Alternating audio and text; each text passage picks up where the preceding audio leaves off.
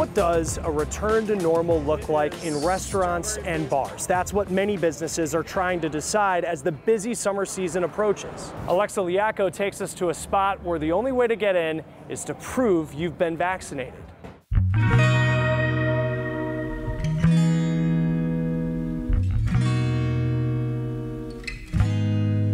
In a bar meant to be crowded, a place meant for connection. We don't do screens, we don't give out the Wi-Fi password. It's been a year of loneliness and loss instead. We're still, barely hanging on. Hanging on to a business Marshall Smith took over just months before the pandemic. There were definitely days at a time where, we would not get an order, and that's depressing. Bar Max was able to survive by packing Marshall's unique cocktail creations to go.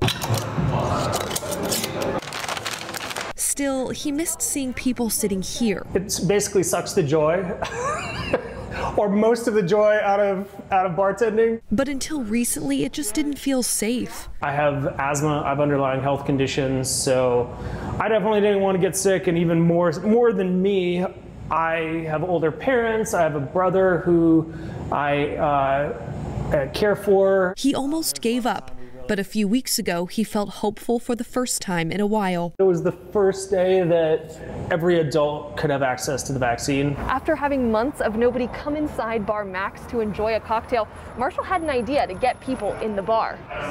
Every time you come in here, instead of just flashing your ID, you'll also need to prove that you've been fully vaccinated to stay inside. All right, I see a vaccination. The vast majority of people have been very supportive.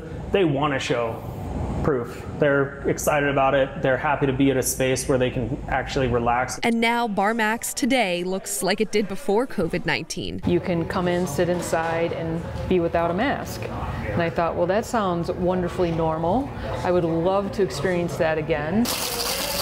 This sign of the times bringing the bar's tradition of togetherness back to life. Here's to guilt of the sun. We were just talking to this young gentleman, and that's something we haven't been able to do, like talk to other people spontaneously in the community. Marshall says not everyone is supportive. He's gotten plenty of backlash, but it won't change his mind. I have zero concern that that's going to lose business for me.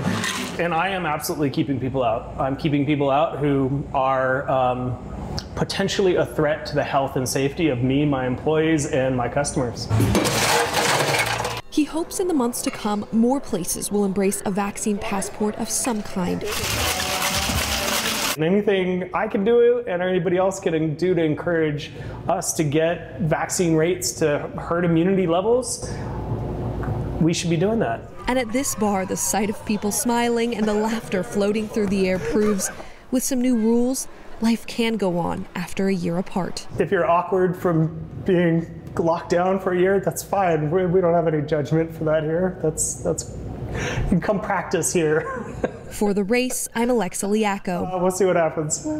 Thank you for joining us this week for our conversation about returning to normal. Join us next week. We're looking at the COVID vaccine rollout, the successes and challenges across the country. Until then, from St. Louis, Missouri, I'm Chris Stewart, and this is The Race.